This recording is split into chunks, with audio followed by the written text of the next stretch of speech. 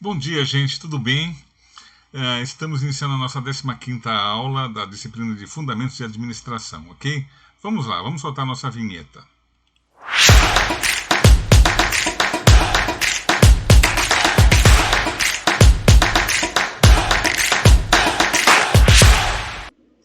Legal, gente. Na nossa última aula, o que a gente viu? Né? A gente viu um pouquinho do conceito de direção, né, que é a base da seção 5, e a gente trabalhou muito até a chegada do conceito de motivação. E entendemos que motivação e liderança são dois grandes aspectos para, se a gente quiser trabalhar bem, né, ter um bom papel como gestor, principalmente no aspecto de direção. Então a gente precisa saber trabalhar motivação e liderança. Então, na nossa última aula a gente conceituou motivação e hoje eu vou abordar com vocês uma outra, na verdade, de várias teorias que a gente tem. Olhem aí quantas teorias a gente tem. Eu vou abordar só essa primeira aqui, a teoria da hierarquia das necessidades, que as demais a gente vai abordar em sala de aula, tá bom? Então, para a gente entender essa teoria, eu trouxe um vídeo aqui bem bacana, queria que vocês assistissem agora. Vamos lá.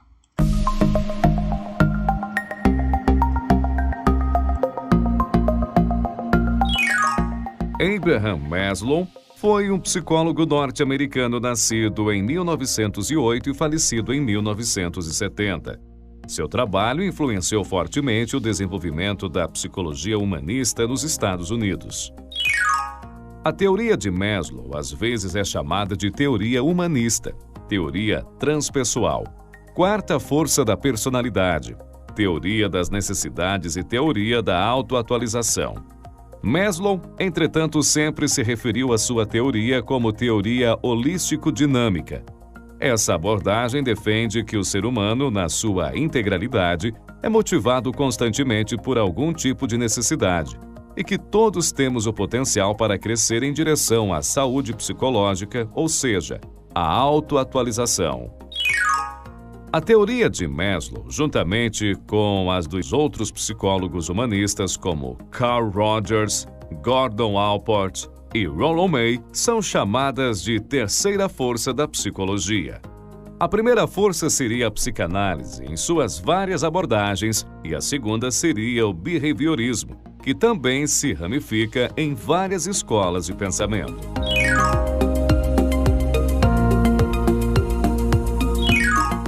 Maslow afirma que o ser humano motiva-se por completo, ou seja, a motivação não age apenas sobre alguns aspectos do ser humano, ela age sobre todos os nossos aspectos. Quando estamos motivados, nossas formas de pensar, sentir e agir se modificam.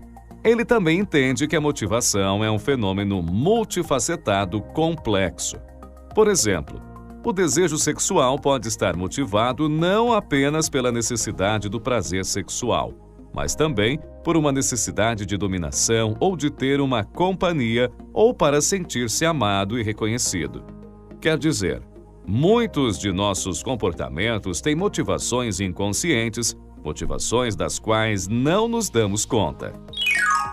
Nós estamos motivados continuamente, segundo Maslow, ou seja, sempre que satisfazemos uma necessidade, ela perde seu poder motivacional sobre nós e é então substituída por uma outra necessidade que passa a nos motivar novamente.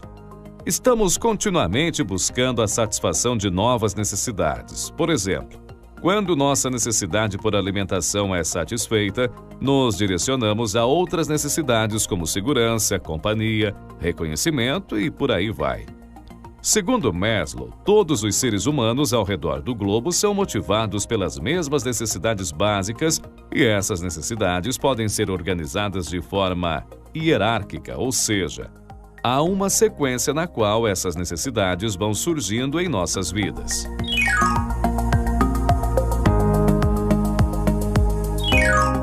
Todos temos necessidades, desde as mais orgânicas ligadas à sobrevivência do corpo, como a alimentação e o sono, as mais simbólicas como as necessidades de reconhecimento e autoestima. De acordo com Maslow, é necessário que as necessidades de mais baixo nível, como as necessidades fisiológicas, sejam supridas de forma total ou parcial antes que as necessidades de mais alto nível possam se tornar motivadoras. Quando ele fala em níveis altos e baixos, não está fazendo um julgamento moral das necessidades humanas. Os níveis referem-se apenas ao grau de prioridade que cada tipo de necessidade tem para a nossa espécie. Maslow desenvolveu uma hierarquia de necessidades que apresenta 5 níveis. São as chamadas necessidades conativas, quer dizer, necessidades que nos motivam, necessidades que nos inquietam e até nos adoecem quando não são satisfeitas. Por isso, todas elas são necessidades básicas. Necessidades fisiológicas, necessidades de segurança, necessidades de amor e pertencimento, necessidades de estima, necessidades de autoatualização. As necessidades que estão nos níveis baixos da hierarquia são as mais urgentes para a sobrevivência humana. Na medida em que elas são satisfeitas, as necessidades dos níveis superiores começam a ser ativadas. Vamos dar uma olhada em cada nível de necessidade.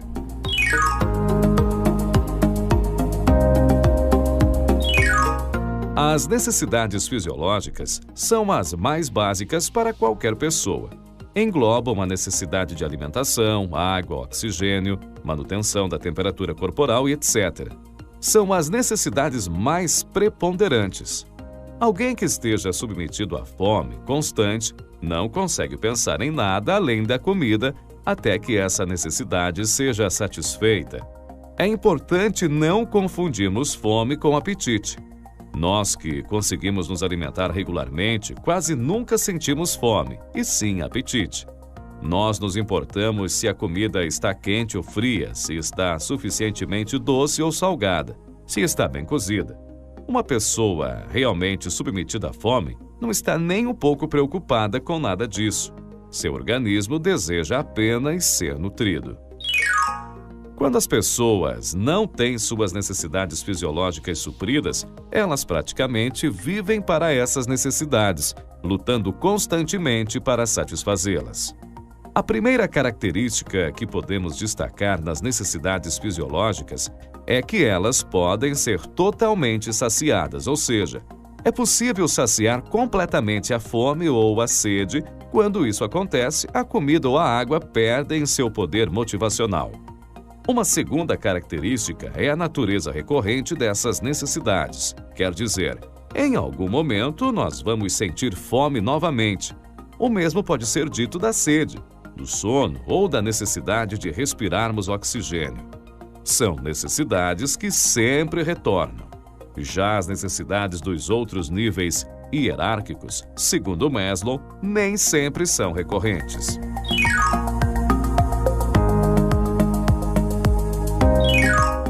As necessidades de segurança incluem a segurança física, a proteção contra doenças, proteção contra desastres naturais, proteção contra a violência. Também fazem parte dessas necessidades a busca pela lei, pela ordem e pela justiça. Enfim, buscam-se condições que afastem a insegurança, o medo e a ansiedade. Ao contrário das necessidades fisiológicas, as necessidades de segurança não podem ser totalmente satisfeitas. Ninguém está 100% seguro de que não será atingido por um desastre natural, por uma doença ou pela agressividade de outras pessoas. De toda forma, no nosso dia a dia nos sentimos suficientemente seguros durante a maior parte do tempo, o que faz com que as necessidades de segurança sejam percebidas por nós como menos importantes. Já as crianças são mais motivadas por essas necessidades por conta do medo do escuro, de animais, de estranhos e dos castigos dos adultos.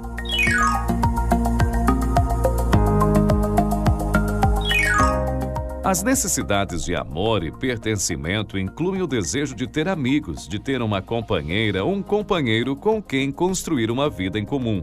A necessidade de pertencer a uma família, a um clube, uma vizinhança ou uma nação. A necessidade de ter contato humano, inclusive o contato sexual afetuoso, também fazem parte desse nível de necessidade, assim como o desejo de amar e sentir-se amado. Todas as pessoas que têm suas necessidades de amor e pertencimento atendidas desde os primeiros anos de vida tornam-se adultos confiantes e não entram em pânico ao serem rejeitados. Eles sabem que são aceitos por aqueles que importam. Contudo, há pessoas que nunca experimentaram o amor e o pertencimento, portanto, são incapazes de dar amor. Elas nunca foram abraçadas, acariciadas ou receberam qualquer tipo de fala amorosa. Maslow considera que essas pessoas aprendem a desvalorizar o amor e acreditar que ele sempre estará ausente. Há também aqueles que receberam apenas pequenas doses de amor e pertencimento e acabam desenvolvendo uma necessidade exacerbada por afeto e aceitação das outras pessoas.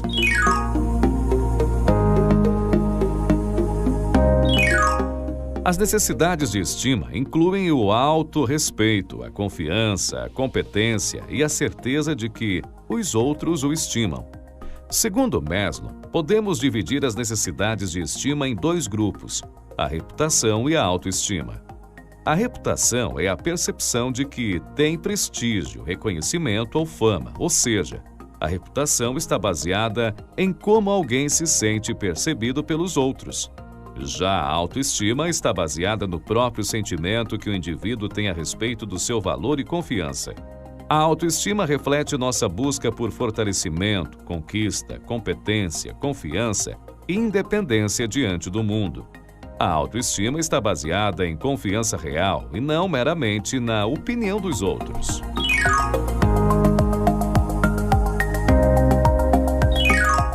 Maslow percebeu que nem todas as pessoas passam automaticamente para o nível da autoatualização quando suas necessidades de estima são atendidas. Apenas algumas pessoas avançam. Aquelas que abraçam profundamente valores como a verdade, a bondade, a beleza e a justiça. Essas pessoas se tornam autoatualizadoras, ou seja, elas buscam se autorrealizar, desenvolver suas potencialidades e dar plena vazão à sua criatividade. Maslow considera que essas pessoas tornam-se plenamente humanas, desenvolvem um senso de independência que lhes permite manter a autoestima, mesmo que elas se tornem rejeitadas e desprezadas pelos outros. Ao atingirem o nível da autoatualização, não precisam mais satisfazer as necessidades dos níveis anteriores, a não ser, claro, as necessidades fisiológicas. Pessoas autoatualizadoras atingem o ápice do desenvolvimento humano. No próximo vídeo, conheceremos em maiores detalhes as características da autoatualização. Então, moçadinha, o que é importante a gente tirar dessa história toda? Além da questão da teoria da motivação, que são várias e que a gente vai ter que aprofundar, a gente também vai ter que entrar, né? Como a gente viu aqui, são várias teorias, a gente vai ter que entrar também no conceito de liderança. O conceito de liderança é importantíssimo, gente. Então, eu vou ter que passar agora para vocês, trouxe 2 vídeos, vou passar até um na sequência do outro. Primeiro, o Leandro Carnal falando um pouquinho sobre a liderança na prática, que eu acho que é o mais importante, como é que isso acontece para todo mundo, tá certo? Para você, gestor. E depois, um vídeo, na verdade, que a gente usa como apoio para a nossa disciplina de comportamento organizacional, que é bem interessante, que ela tem uma abordagem bem mais profunda de todas as teorias e que também são inúmeras na área de liderança. A liderança, para vocês terem uma ideia, daria um curso, na verdade, de 1 ano. Então, a gente vai tentar resumir aqui nesse vídeo aqui e depois aprofundar dentro de sala de aula, como a gente vai fazer como motivação, tá bom? Então, vamos lá, vamos aos vídeos. Curtam porque vale a pena. Vamos lá.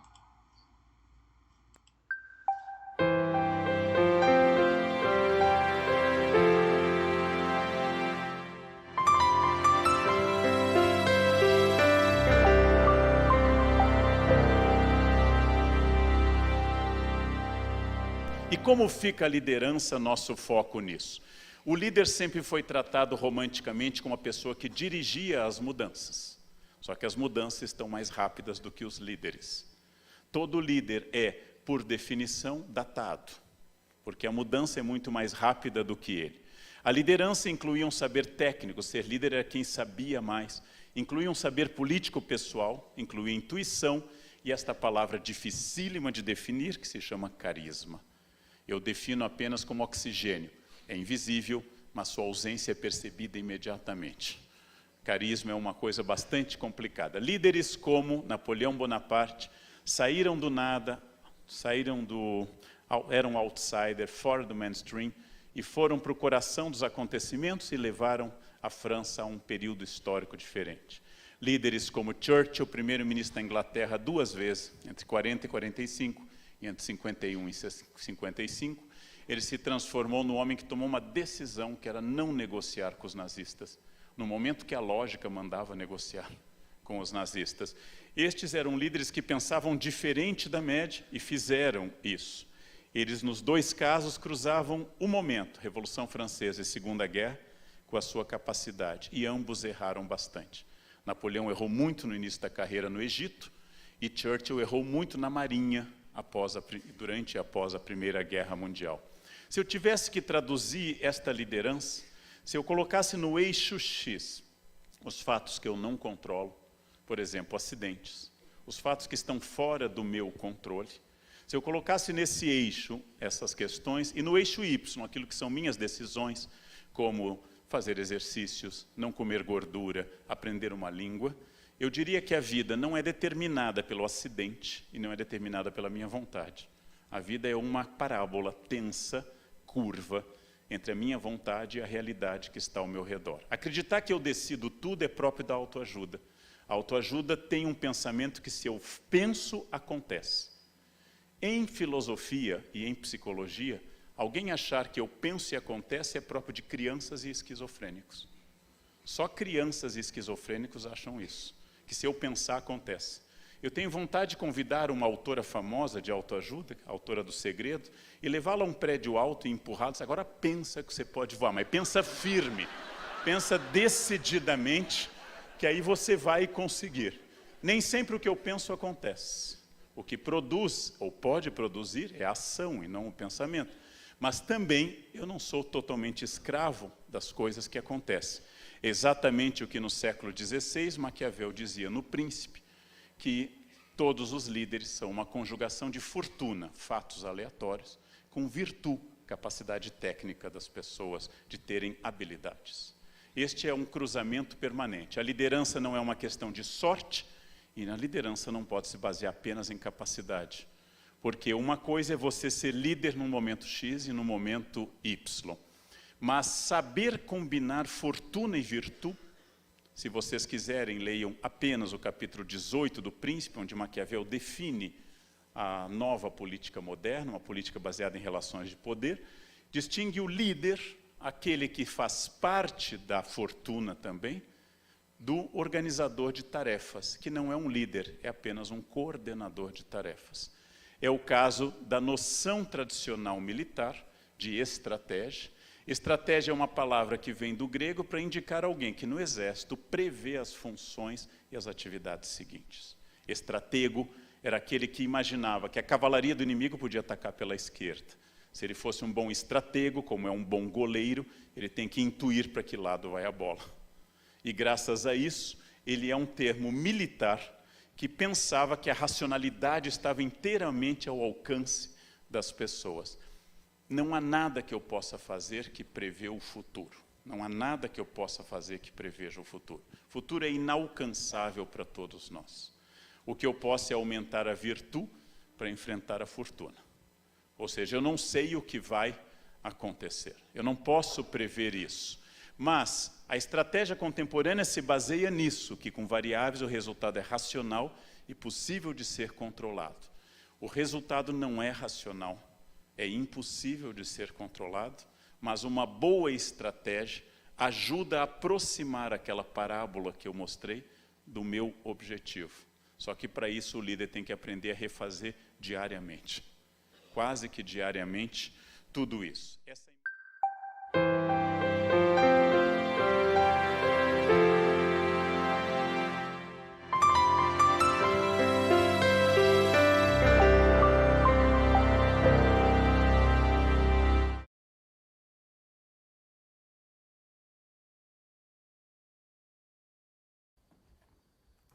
Olá, hoje nesta aula trataremos do tema de liderança. Esse é um tema bastante discutido nas organizações, especialmente com as mudanças e com a turbulência no ambiente econômico, enfim, nas habilidades que necessitam o novo gestor. A liderança ela entra com bastante força e com bastante discussão, sendo que nós vamos entender as teorias, né, dentro dessa aula e as questões mais práticas ligadas à liderança. Bom, então, os objetivos de aprendizagem, nós vamos definir o conceito de liderança, comparar liderança e administração. Então, é importante que a gente entenda que um líder, para ser líder, ele deve ser um bom gestor, né? Então, nem todo bom gestor é um bom líder, mas que os aspectos relacionados à gestão, o que vocês estão aprendendo em administração, dão a base conceitual, a base de conhecimento, né, de gestão, para que você possa, então, daí sim ter essa visão de liderança ou poder aplicar com mais segurança a questão da sua visão em relação às metas da organização onde você trabalha. Então, vamos resumir as principais conclusões e contribuições das teorias de traços, identificar premissas e principais limitações das teorias comportamentais, depois verificar as teorias contingenciais, né? Então, faremos uma evolução e daremos, então, a diferença entre essas três teorias e como que ela evolui. E comparar e contrastar os conceitos de liderança carismática e transformacional, definindo liderança autêntica, demonstrando que os líderes que valorizam a ética, né, são mais eficazes, que a questão da confiança é importante, então, nessa relação. Demonstrar o papel exercido pelo mentor, né, muitas empresas adotam esse conceito de mentoria para os funcionários, enfim, especialmente para preparar futuras lideranças. E verificar os desafios à eficácia da liderança. Bom, então, a liderança, ela é uma capacidade que uma pessoa, né, a capacidade que ela tem de influenciar um conjunto, um grupo de pessoas com as quais ela trabalha, para alcançar metas, para alcançar objetivos que favoreçam a organização. Então, as organizações precisam da liderança, deste papel, né, que desempenha o líder, que normalmente está ligado a uma função e um cargo formal, né, uma gerência, uma supervisão, um diretor ou então um presidente. Só que ela precisa de uma base de gestão bastante forte também. Então, quando a gente pensa em eficácia da organização, a gente precisa ter os dois pontos. A gente precisa da estrutura, né, dos processos, dos fluxos de processo, como que se farão as atividades, enfim, o planejamento. Isso é o gestor que faz. Você está vendo isso num curso de administração. Agora, a liderança é aquele indivíduo que tem uma visão mais estratégica. Para onde que deve ir a organização? Ele consegue ler o ambiente, as dificuldades que existem no ambiente, os desafios que essa empresa precisa superar para se superar em relação aos seus resultados e, consequentemente, para que ele tenha essa visão, né, e essa experiência, para ter essa visão mais estratégica, ele precisa entender bastante de gestão, a parte mais da estrutura, de como se dão os processos, as limitações, né, e as possibilidades que os instrumentos de gestão podem nos auxiliar nesse processo de, eventualmente, uma mudança organizacional. Bom, então, os líderes, eles estabelecem uma direção, né, desenvolvem essa visão de futuro, engajam as pessoas, porque o líder sozinho não vai fazer, né, muita coisa, comunicam essa visão, ou seja, a comunicação precisa ser muito acurada, a comunicação precisa ser muito ampla dentro da empresa, para que todos entendam a direção, para onde a empresa está indo. E inspiram as pessoas. Inspiram como? Inspiram pelos seus valores, por ser modelo dentro da empresa. Um líder, ele não pode desconectar o que ele faz do que ele fala. Então, essa discrepância faz com que os colaboradores, os liderados, desconfiem. Ou seja, a questão da confiança é prejudicada nesse processo se há essa discrepância entre a integridade do líder, né? A questão do que faz e o que fala. Bom, então, vamos começar falando sobre a evolução das teorias. A teoria dos traços é a primeira teoria que apareceu, né? Ela vai buscar elementos na psicologia, na questão da personalidade, enfim, dos traços de personalidade, para entender quais são as características que devem ter um líder? É importante a gente lembrar que lá no começo, né, dos estudos, não haviam muitos elementos para que a gente pudesse falar, mas essa teoria dos traços é muito fraca. Não existia nenhum estudo, então a administração foi pegar emprestado um pouquinho os conceitos de personalidade para entender, para eu identificar quais as características que tem o líder. Uma das questões, um dos problemas dessa teoria é que ela é muito centrada no líder, na característica do líder. E nós vamos ver no decorrer das teorias que o processo de liderança é um processo social, é um processo onde envolve interação entre líder e liderado. Não existe líder sem ter liderados e vice-versa, né? Um líder existe para atender e conseguir atender às necessidades daquele grupo e fazer com que aquele grupo atinja necessidades e objetivos da organização. Então, lá no começo, né, na teoria dos traços, os pesquisadores ficaram tentando entender quais eram os traços que caracterizavam, então, que identificavam a liderança. Então, verificaram que extroversão, né, a capacidade de comunicação, a conscienciosidade, a responsabilidade, então, sobre as atividades, abertura a novas experiências, isso é fundamental para quebrar o status quo dentro da organização, a capacidade de inteligência, não só a inteligência cognitiva, de abstração, de análise, de proposição de solução de problemas, mas a inteligência emocional também, a capacidade de ter um equilíbrio emocional diante de situações de muito estresse. E a questão da empatia também era importante. Então, eles viram a empatia, a capacidade de se colocar no lugar do outro, né, de ter como que a outra pessoa está se sentindo nesta situação. Então, isso é a empatia.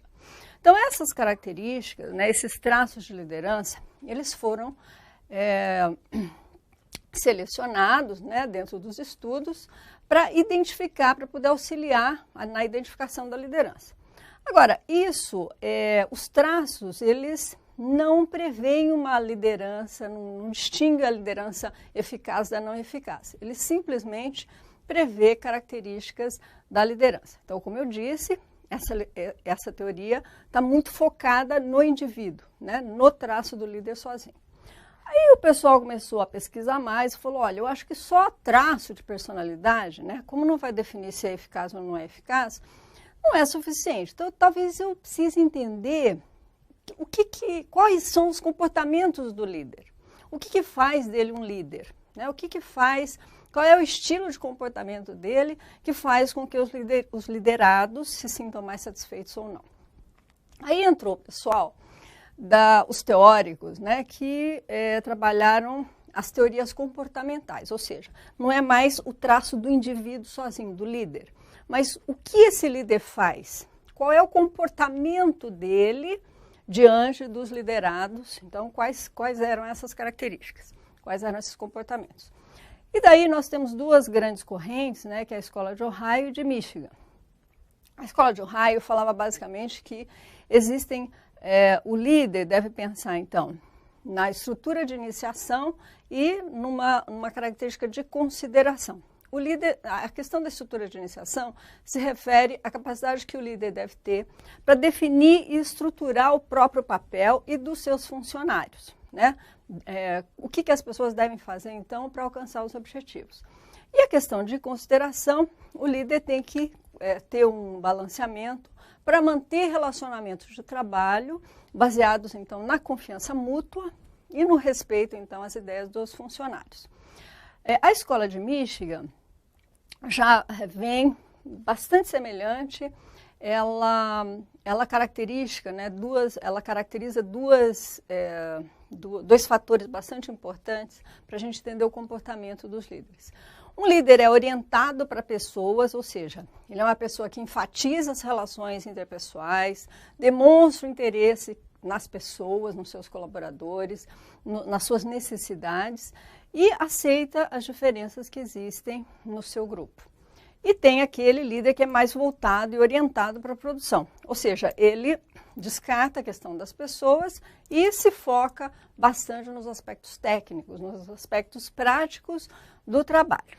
Bom, Então, aqui já começa, eles já começam a evoluir, né, para deixar de analisar somente a pessoa do líder, suas características de personalidade, mas agora começam a ver que comportamentos esse líder deve apresentar e o que será que funciona um pouco melhor que isso, que só a teoria dos traços, né? Aí o que acontece é o seguinte, é que vem uma outra geração de pesquisadores e fala, bom, mas só isso também não é suficiente. Por quê? Porque como é um processo de interação social, o líder, eu tenho que considerar características do líder, eu tenho que considerar características do liderado, porque é uma relação interpessoal, tenho que entender o contexto, né?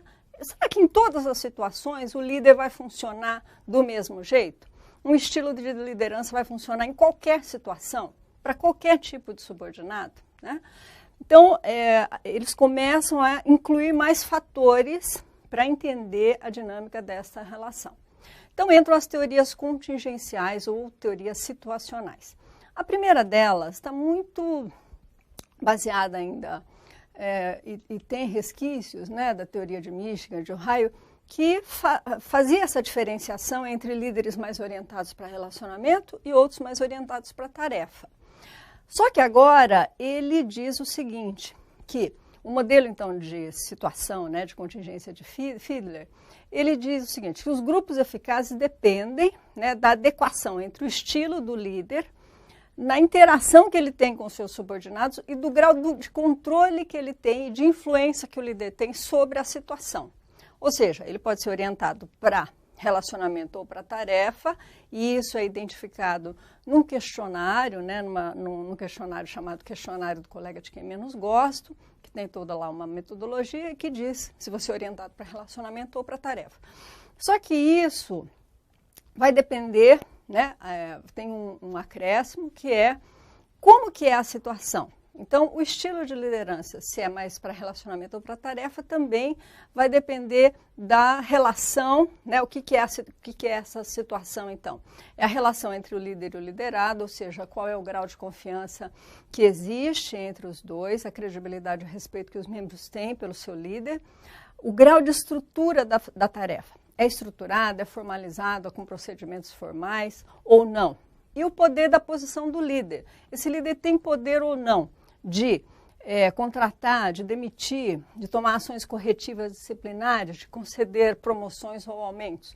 Então, esses 3 pontos, né, que definem uma situação, se o líder tem controle ou não, então qual é o grau de influência que ele tem sobre essa situação, vai determinar o melhor o estilo do líder com base na teoria contingencial de Fiedler. Outras teorias contingenciais vêm nesse raciocínio de como que ocorre a relação líder e liderado, pensando também nas características desse liderado. Então, não é só mais a característica do líder, é a característica da situação e as características dos subordinados, dos colaboradores.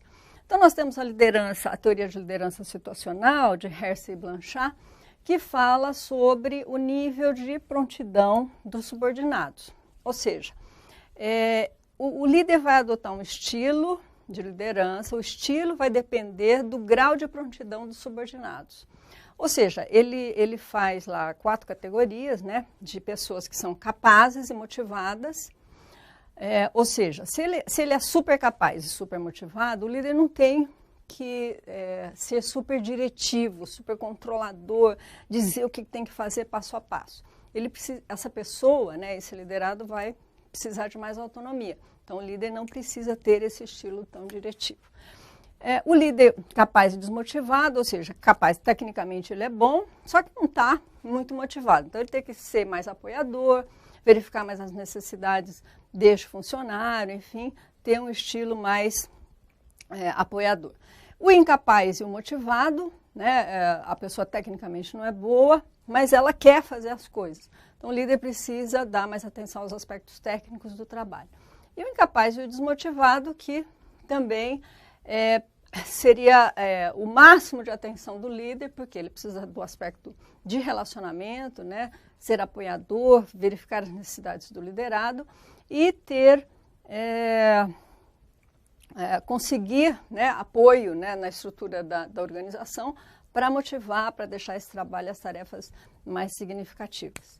Bom, a teoria do caminho meta, do Robert House, ele sustenta que a função do líder é ajudar os subordinados no alcance das metas, né? Ou seja, o líder tem que dar orientação e apoio aos seus colaboradores.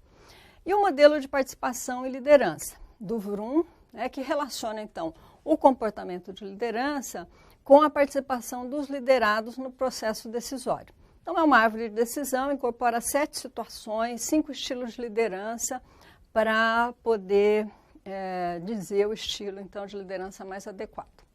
Bom, existe uma outra teoria de liderança que fala sobre a teoria de troca entre líder e liderados. Os líderes, então, eles criam grupos de dentro, que eles denominam grupos de dentro e grupos de fora.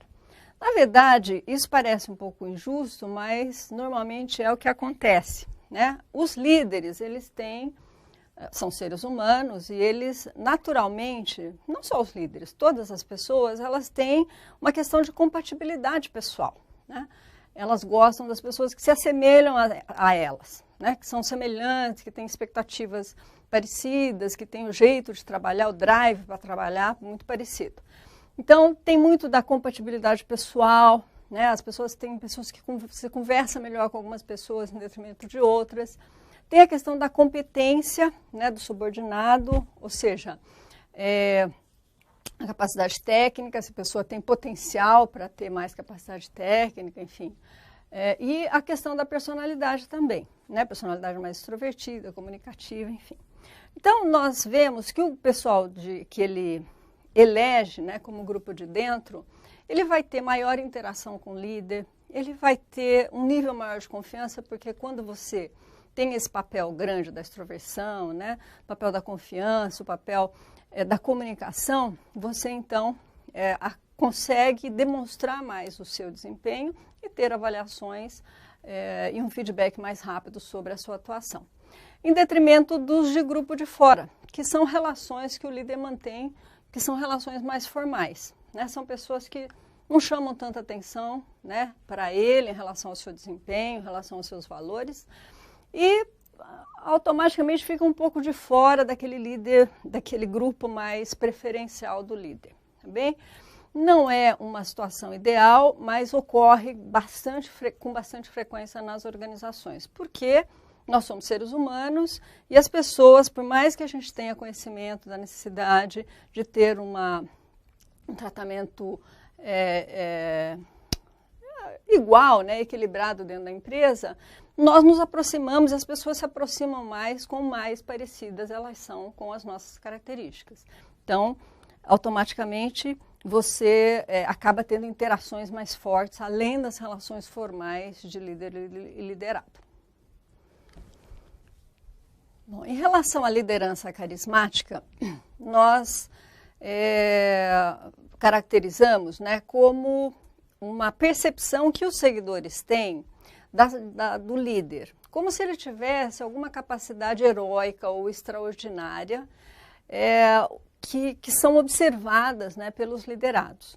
Alguns exemplos de liderança carismática, a gente tem o Gandhi, né, vamos dizer assim, lideranças carismáticas não tão para o bem, como no caso histórico, né, do Hitler, do Mussolini, enfim.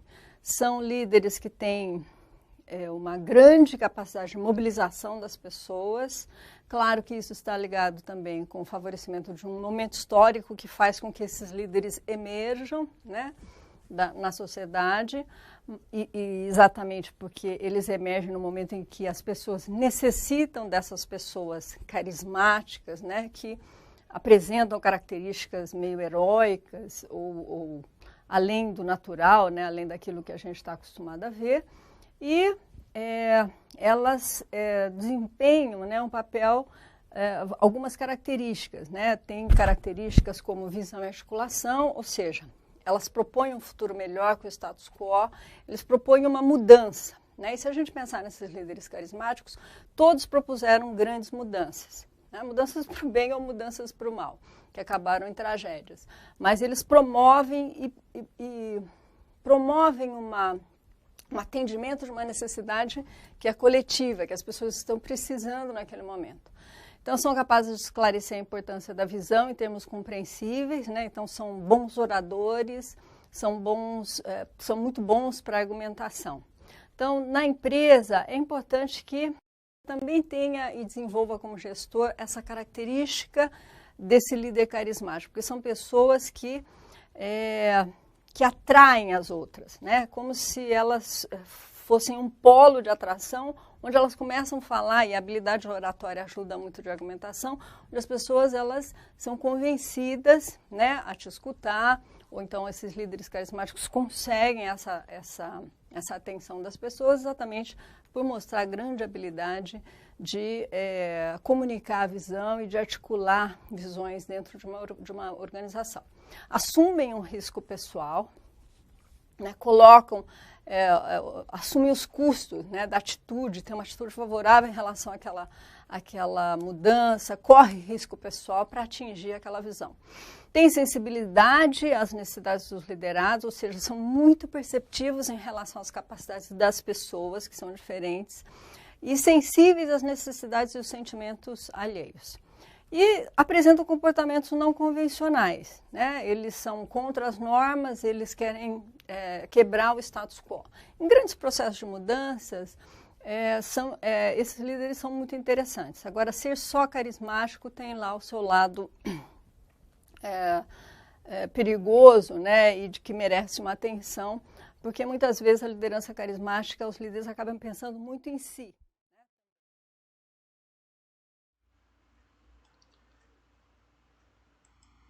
Ok, gente, então a gente vai finalizando aqui nossa aula, tá certo? E eu desejo a vocês um bom final de dia e a gente vai se ver, né?